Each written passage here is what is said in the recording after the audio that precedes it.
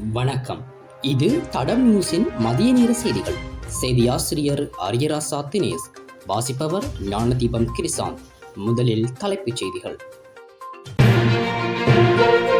அரச ஊழியர்களின் சம்பளத்தில் மோசடி, கைது செய்யப்பட்ட உயர் அதிகாரி.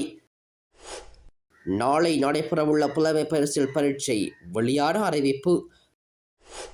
இடியுடன் கூடிய கனமழை, மக்களுக்கு விடுக்கப்பட்டுள்ள எச்சரிக்கை. நல்லூர் செல்வோருக்கு போலீசார் விடுத்த விசேட அறிவிப்பு. வேன் மீது ரயில் மோதி விபத்து, பெண் சாரதி காயம். யாழில் மாணவியை பலியெடுத்த மர்ம காய்ச்சல், நடந்தது என்ன? கல்வி சீர்திருத்தங்கள் குறித்து பொதுமக்களுக்கு விழிப்புணர்வு பிரச்சாரம். இனி தொடர்பான விரிவான செய்திகள். கடந்த 4 ஆண்டுகளாக களத்துறை பிரதேச சபை ஊழியர்களின் சம்பளத்தில் மோசடி செய்த பெண் உயர் அதிகாரி உட்பட 2 கைது செய்யப்பட்டுள்ளார். விசேட குற்றப்புலனாய்வு பிரிவினரால் குறித்த கைது நடவடிக்கை இடம்பெற்றுள்ளது. 12 மில்லியன் ரூபாவுக்கும் அதிகமான நிதியை மோசடி செய்ததாக களத்துறை பிரதேச சபையின் செயலாளர் தாக்கல் செய்த முறைப்பாட்டின் அடிப்படையில் நடத்தப்பட்ட நீண்ட விசாரணைகளை தொடர்ந்து இவர்கள் கைது செய்யப்பட்டுள்ளதாக தெரிவிக்கப்பட்டுள்ளது. மேலும் கைப்பற்றப்பட்ட ஆவணங்கள் மற்றும் கணக்கு விவரங்களின் பகுப்பாய்வு மூலம் சம்பள கணக்குகளில் முறைகேடு செய்து பணத்தை தவறாக பயன்படுத்தியதாக காவல்துறை விசாரணைகளில் தெரிய வந்துள்ளது. சந்தேக நபர்கள் 2 களத்துறை நீதவான் நீதிமன்றத்தில் முன்னிலைப்படுத்தப்பட உள்ளதுடன் மேலதிக விசாரணைகளை காவல்துறையினர் மேற்கொண்டுள்ளனர். 2025ஆம் ஆண்டுக்கான 5ஆம் தர புலமை பரிசில் பரீட்சை நாடளாவிய ரீதியில் நாளை ஞாயிற்றுக்கிழமை நடைபெற உள்ளது.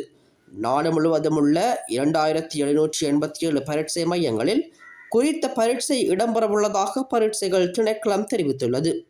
இந்த வருடம் 2,31,638 சிங்கள மொழி விண்ணப்பதாரர்கள் மற்றும் 76,313 தமிழ் மொழி விண்ணப்பதாரர்கள் உட்பட மொத்தம் 3,79,059 விண்ணப்பதாரர்கள் புலமை பரிசில் பரீட்சைக்கு தோற்ற உள்ளனர்.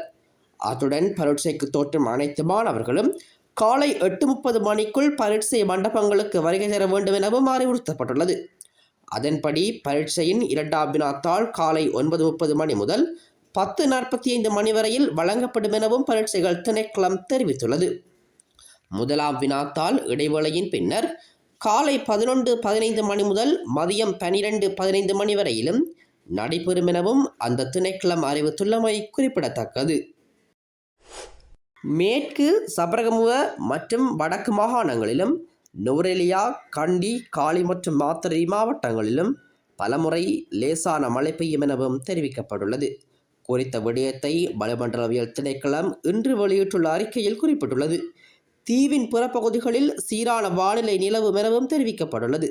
மேலும் இடியுடன் கூடிய மழை பெய்யும் போது தற்காலிகமாக உள்ளூர்மயமாக்கப்பட்ட பலத்த காற்று மற்றும் மின்னல் தாக்கத்தால் ஏற்படும் சேதங்களை குறைக்க போதுமான முன்னெச்சரிக்கை நடவடிக்கைகள் எடுக்குமாறு தெரிவிக்கப்பட்டுள்ளமை குறிப்பிடத்தக்கது.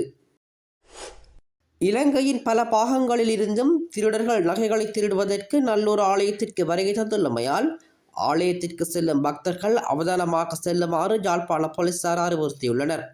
ஆலய சூழலில் திருடர்களின் நடமாட்டம் காணப்படுவதால் ஆலயத்திற்குள் தங்க நகைகளை அணிவித்து வருவதை தவிர்க்குமாறும் அணிந்துள்ள தங்க நகைகளில் கவனம் செலுத்துமாறும் போலீசார் கோரியுள்ளனர். அத்துடன் போலீஸ் சீருடை மற்றும் சிவில் உடைகளில் போலீசார் ஆலய சூழல்களில் கடமையில் ஈடுபட்டுள்ளதுடன் அருகில் உள்ளவர்கள் தொடர்பில் சந்தேகங்கள் எழுந்தால் போலீசாருக்கு உடன் அறிவிக்குமாறும் கேட்டுக்கொள்ளப்பட்டுள்ளனர். அதேவேளை ஆலய சூழல்களில் கண்காணிப்பு கேமராக்கள் பொருத்தப்பட்டு அனைவரும் கண்காணிக்கப்பட்டு வருவதாகவும் போலீசார் தெரிவித்துள்ளனர். அனுத்கம பகுதியில் உள்ள சீரானந்த வீதியில் அமைந்த ரயில் கடவையில் இன்று காலை சிறிய ரக வேன் ஒன்று ரயிலில் மோதி விபத்து ஏற்பட்டுள்ளது. மருதானையில் இருந்து மாத்தறை நோக்கி சென்ற ரயிலுடன் வேன் மோதியதாக போலீசார் தெரிவித்தனர். வேனை செலுத்திய பெண்ணொருவர் இந்த விபத்தில் காயமடைந்து வைத்தியசாலையில் அனுமதிக்கப்பட்டுள்ளார். இவ்விபத்து தொடர்பில் அனுத்கம போலீசார் விசாரணைகளை மேற்கொண்டு வருகின்றனர். யாழ்ப்பாணம் போதனா வைத்தியசாலையில் தொடர் மயக்க நிலையில் இருந்த 16 வயது மாணவியொருவர் நேற்றைய தினம் உயிரிழந்துள்ளார். அச்சுவேலி சரஸ்வதி மகா வித்தியாலயத்தில் தரம் 11 கல்வி பயிலும் சந்திரானந்தன் வர்ணயா என்ற மாணவியே இவ்வாறு உயிரிழந்துள்ளார். இச்சம்பவம் குறித்து மேலும் தெரிய வருகையில் குறித்த மாணவிக்கு காய்ச்சல் ஏற்பட்ட நிலையில் கடந்த மாதம் 5ஆம் தேதி யாழ்ப்பாணம் போதனா வைத்தியசாலையில் சிகிச்சைக்காக அனுமதிக்கப்பட்டார். வைத்தியசாலையில் அனுமதிக்கப்பட்ட சில தினங்களில் குறித்த மாணவி மயக்க நிலையை அடைந்துள்ளார். தொடர்ச்சியாக மயக்க நிலையில் இருந்து வந்த நிலையில் இன்று காலை பரிதாபமாக உயிரிழந்துள்ளார். அவரது சடலம் மீதான மரண விசாரணைகளை திடீர் மரண விசாரணை அதிகாரி ஜெபபாலசிங்கம் மேற்கொண்டார். கிருமி தொற்று காரணமாக மரணம் சம்பவித்துள்ளதாக உடற்கூற்று பரிசோதனைகளில் தெரிய வந்துள்ளது. கல்வி மறுசீரமைப்புக்கான யோசனைகள் மற்றும் முன்மொழிவுகளை சமர்ப்பிக்குமாறு அனைத்து நாடாளுமன்ற உறுப்பினர்களையும் கல்வி சீர்திருத்தங்களுக்கான நாடாளுமன்ற குழு கோரியுள்ளது.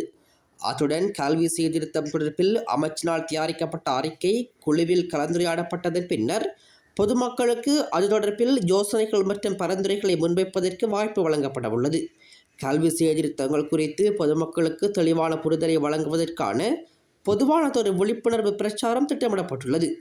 இதன்படி ஊவா மாகாணத்தை தவிர்ந்த ஏனைய 8 மாகாணங்களில் கல்வி அதிகாரிகளுக்கு இந்த விடயம் தொடர்பில் விளக்கமளிக்கப்பட்டுள்ளதாகவும் குறிப்பிடப்படுகிறது.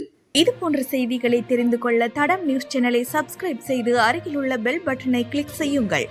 மேலும் இதுபோன்ற செய்திகளை உடனுக்குடன் தெரிந்து கொள்ள தடம் fm.com என்ற இணையதளத்தின் வாயிலாகவும் எங்களுடன் இணைந்து கொள்ளுங்கள்.